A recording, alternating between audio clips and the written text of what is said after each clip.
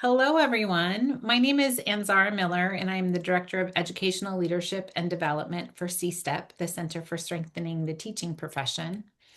One of the things that we do at CSTEP is to provide ongoing, responsive, and relevant training for educators based on current practices. With that in mind, we're doing a series on student growth goals, best practices.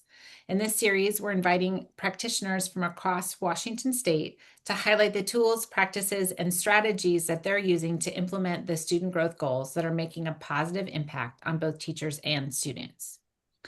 There are resources on and protocols on our website that you can use for capturing notes and to support collaborative conversations about the presentations. Today, we will hear from Christy Bryant and Janine Hetzel from Lake Washington School District. Thanks for being here.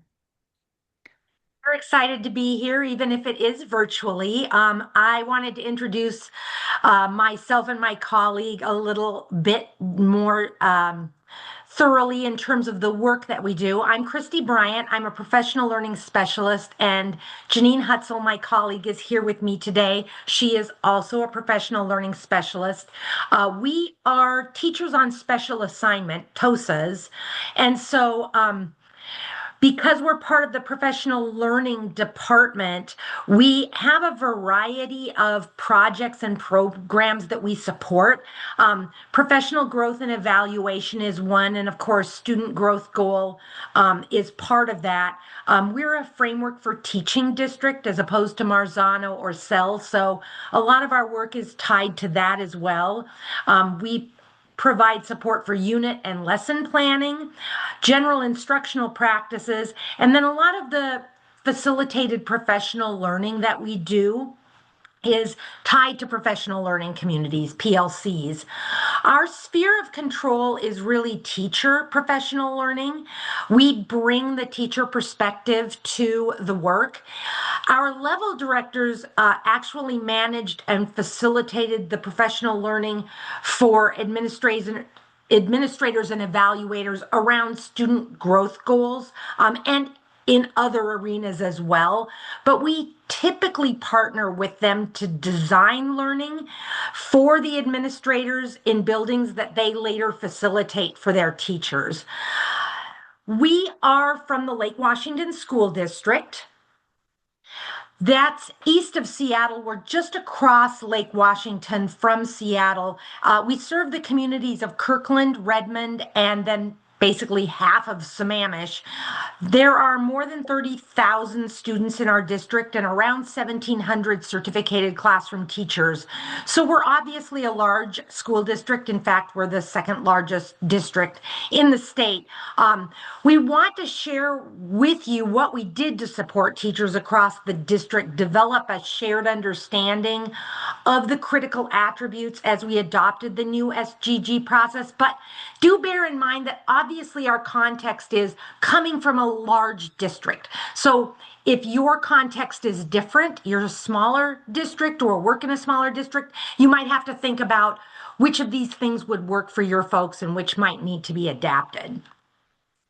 So when we were approaching the shift to the new student growth goal process, we recognized the need to build shared meaning of the critical attributes in order to understand the new rubrics and what's important about that new process.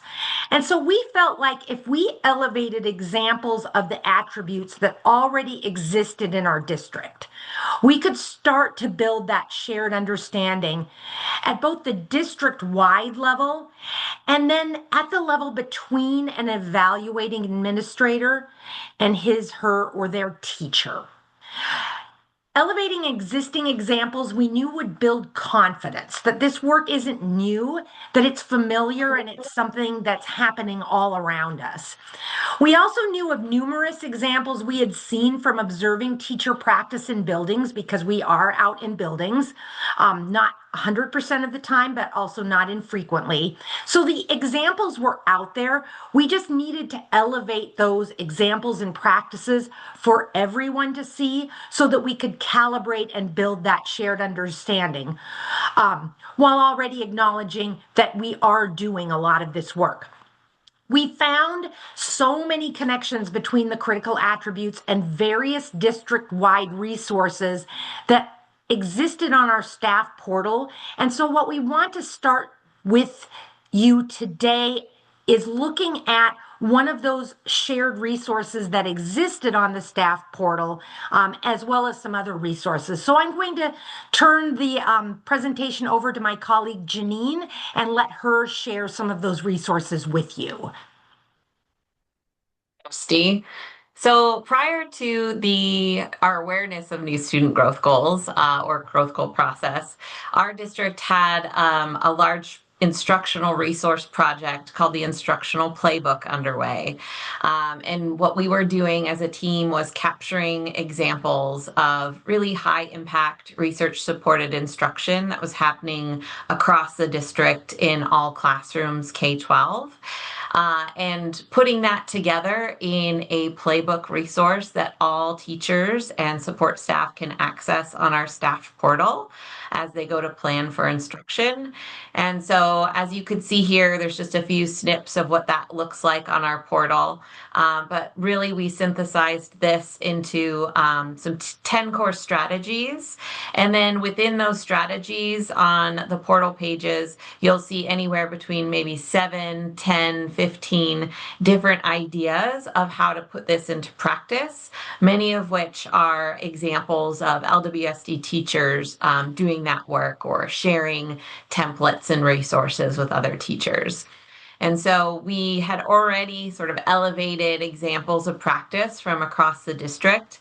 And when we started to learn about the student growth goal critical attributes, we really made some connections. For example, one of our core strategies is metacognition, which connects with various student growth goal critical attributes. And so we were able to pull from that to build out another resource page on our portal, specifically focused on building that shared understanding across this massive district, across all of these folks, to understand or build a shared understanding of what the critical attributes are before we jump into looking at the rubrics and the entirety of the process. And so the summer before staff engaged in learning around new student growth goals, we had put together this resource here that's out on our staff portal, which we're going to jump out of the PowerPoint just to show you what that looks like. And so on this page, a teacher could take a look, or an administrator, and scroll down and see each one of the sections is a drop down. And you'll see the bullet points are the descriptors or definitions from the OSPI website. And then to the right here, you're going to see examples. For knowledge of students, we have some class activities, some questionnaires that teachers, administrators can click on to find examples. Continue scrolling down, you can see there's also templates for activities that are evidence of what teachers are already doing and could possibly give some ideas to teachers who are looking for something new, but are really concrete examples to help build that shared understanding across the district. And while we can't give you access to this page, unfortunately, we did our best to construct a handout, which Ansara will have linked for you on the website, where we've copied over the critical attribute with descriptor. And then for the examples, we've pulled as many as we can from our portal to re-permission them for you to access. And some of these also come from OSPI or WEA. They all have a wide range of examples to help build that shared understanding. And so as you can see, there's a lot of hyperlinks here for you to explore additional resources.